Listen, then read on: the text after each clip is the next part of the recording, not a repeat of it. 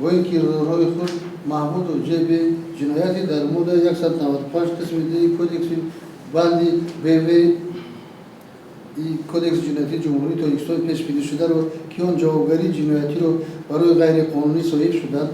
و دیگر دادن و صاحبیت کسی دیگر دادن نگاه داشتن انتقال دادن سلاح و تشییع لوازمات جنگی از جانب گروه شخصان و مصلحت پیشکی و مقدار کلان انجام داده شده را مقرر میکند صادر نموده است.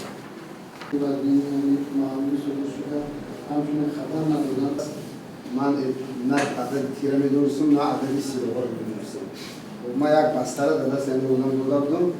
البته نشون داداش پورا درستن لیکن متاسفانه هر چیزی که گفت گپی حجت شد. گپی خودش حجت شد، گپی زنش حجت شد، گپی دخترش حجت شد، گپی بچه‌ش حجت شد و یگونش هم ندانسته نزدن که برای شامل قریب 50 کس یک خاندان میدونن 50 کس یک خاندان میدونن حتی که اینو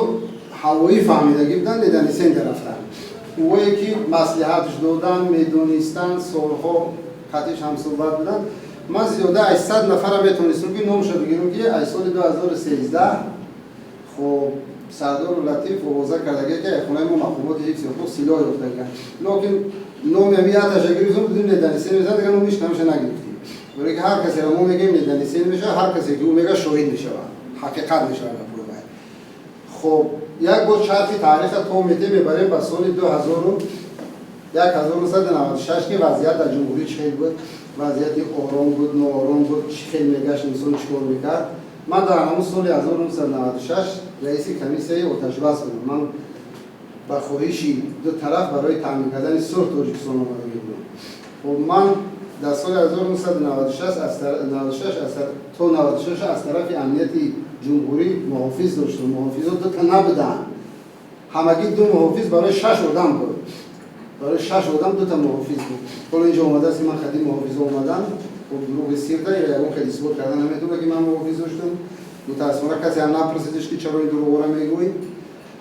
خب رئیس کم وقته کمیسیه آتش بس ما از مرکز شهر دوشنبه دزدیده برده شد تا حاضر به نام نشانه خب ما را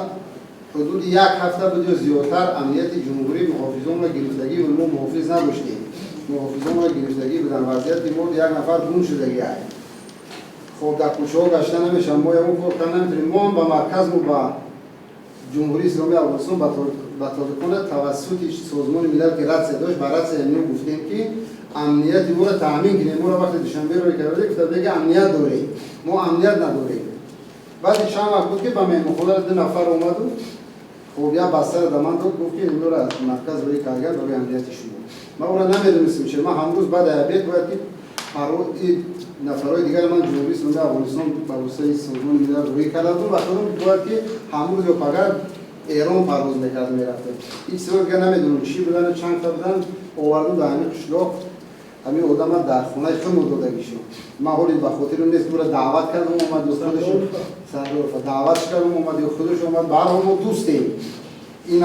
نفر و حال شاهدایی که میان همه اینو ما یک خاندانیم دوستیم همش به من شاهدن